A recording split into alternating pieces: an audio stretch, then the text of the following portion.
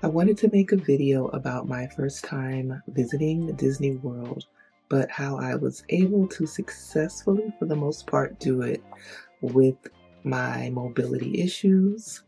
I have a combination, I guess you could say, of joint pain, arthritic pain, hypermobility from the EDS, things addressing general issues of joint pain, ankles, knees. Walking is the main thing that I'm going to focus on for this video, how I was able to make it in the park because I didn't know how I would be able to do it. Also, I had an injury a few years ago that I haven't fully recovered from, so there's just a few different things going on that I was concerned about for this trip. My friend that has been about a dozen times, first of all, let me know there's no way I could actually fully walk these parks knowing the scope of it. And I kind of tried to give my best idea of how far I technically can walk with my cane. And he said that's not going to work out. So I rented a wheelchair.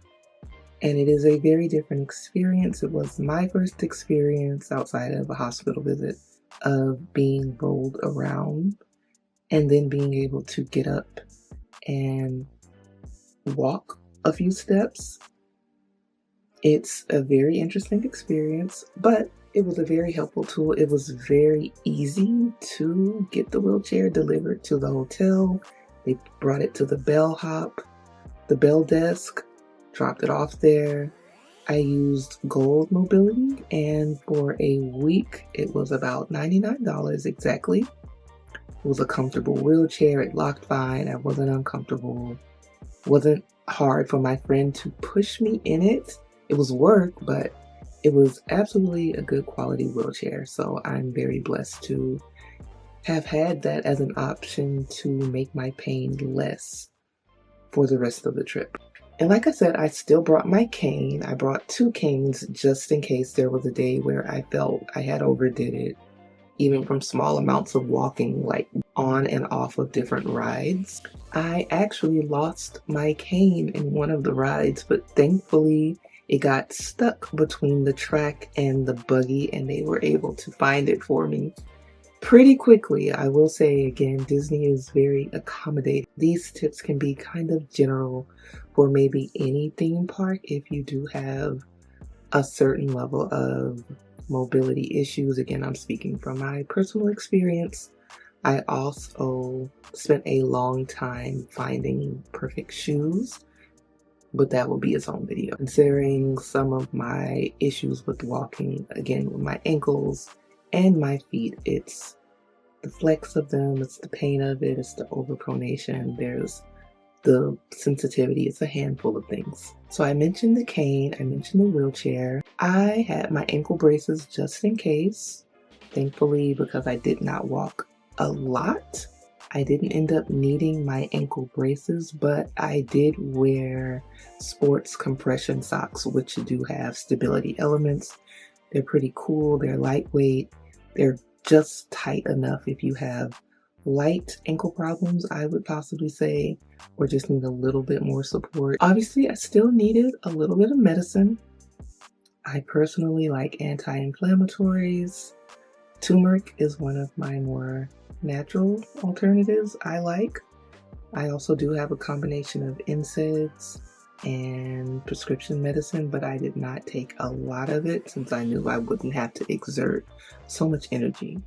One of my really good friends got me a blow-up travel ottoman to travel with because, again, for me, keeping my legs elevated is really important for pain, also for sleep, sleeping my knees and my feet on pillows was very helpful. With shoes, I have Arch Support Premium Stability shoes, and I will go more into that later. But that made walking helpful for when I did need it. They were both max cushioning shoes, which you don't want them to be too soft, of course, depending on your level of hypermobility or joints.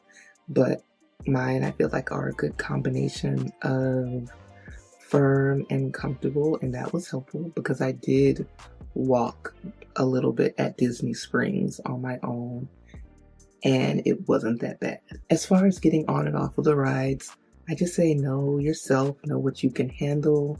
There was one I feel like I could have accidentally hurt myself a little bit where you have to get on a moving something, but a lot of the rides are slower. But just know if that's something you can actually do or not so you don't have an accident. I also brought a heating pad for this trip. Again, joint medicine like Aspercreme, Biofreeze, Tiger Balm, all of those I feel are really helpful. I even gave some to my friend who doesn't have joint pain, but from all of the extra walking and pushing me was sore, and it was extremely helpful for them as well. And again, Disney is pretty accommodating, I would say. So if you need to inform the cast members of something in particular, that possibly could help you. But as far as getting around, they do have scooters if you don't want to be pushed. They do have scooters you can rent from the same company that I got mine from. It wouldn't be that hard. It's pretty painless.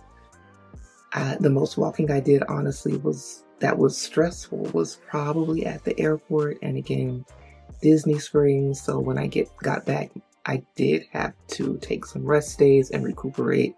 We even plugged in a rest day in between the trip. I forgot one. Patella braces. Regular knee braces are okay, but I found that a patella brace, if you have specific knee instability, has been so helpful for me. You can find them on Amazon for around probably starting at $10, maybe $7 on a sale, and that was extremely helpful because while I didn't do a lot of walking, I did still have to get up and down a good bit, so consider that. But it wasn't that bad overall. And I'm thankful for my friend doing research along with me and just trying to think of every possible thing we could do to make this less stressful on my body and my joints. Stay tuned because I will have a lot more for my Disney series and some other things I had to navigate for this trip.